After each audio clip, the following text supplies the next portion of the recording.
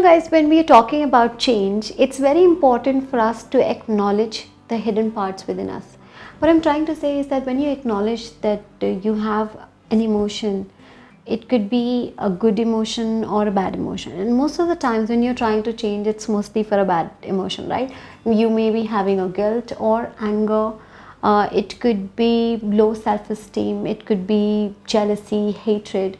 These are some of the emotions that when we feel within ourselves, we end up knowing that it's wrong. We know that it's not the right thing to do, but we don't do anything good about it. Instead, we suppress them.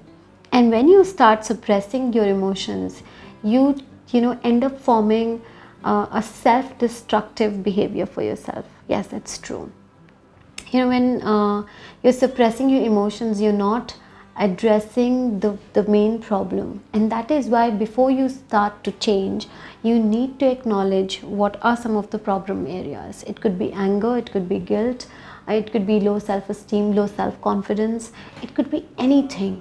But you have to know first that this is the area where you need some improvement. Once you know where is the problem, you will be able to train yourself to sort of deal with that problem. Remember, whenever you have a negative emotion, do not suppress it. Do not push it into your subconscious mind. Because when you suppress an emotion, when you suppress a feeling, you're actually letting it enter your subconscious mind. You might not be able to think about it day in and day out, but it will stay in your subconscious brain. And it will end up forming a self-destructive pattern or behavior. Now, how does this happen?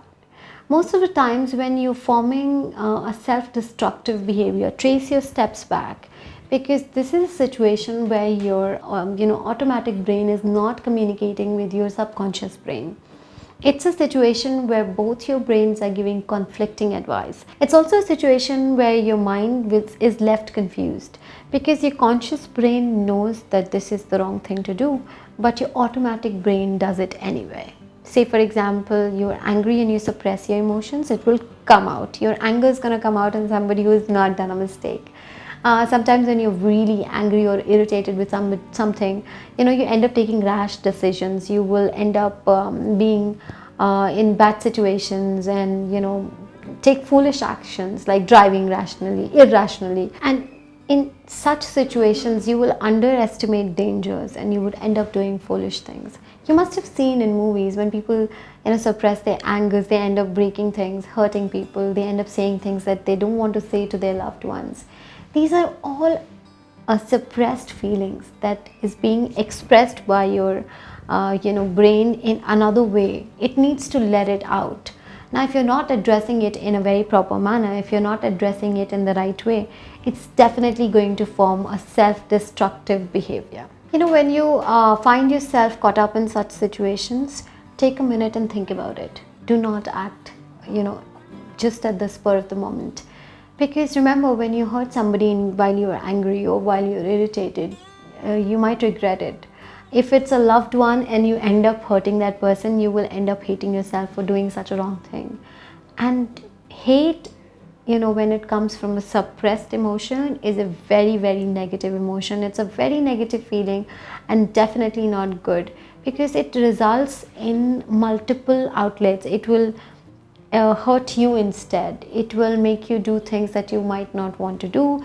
It will make you overthink. It will make you chronic overthinker, if I may say so. Here's a quick advice. Why don't you make a list of all the negative emotions you're currently experiencing? It could be hate, it could be anger, it could be low self-esteem, low self-confidence. It could be any negative emotion that you think you are experiencing right now. And see who is the reason for it. Now, once you've made that list, you can also see, is that person important to you or not? If that person is important, make sure you go and talk to them in a nice, peaceful, calm manner and sort out the differences. But if it's a person who's not of your importance and who's somebody you've just met or is a colleague, you can let it be. Then just calm down, observe the situation, don't get angry. Practice mindfulness, because remember, emotions are a very evident form of what we feel, right? Like It's right there. You can just feel it. You can't suppress it. If you suppress it, you will end up hurting yourself. So practice mindfulness.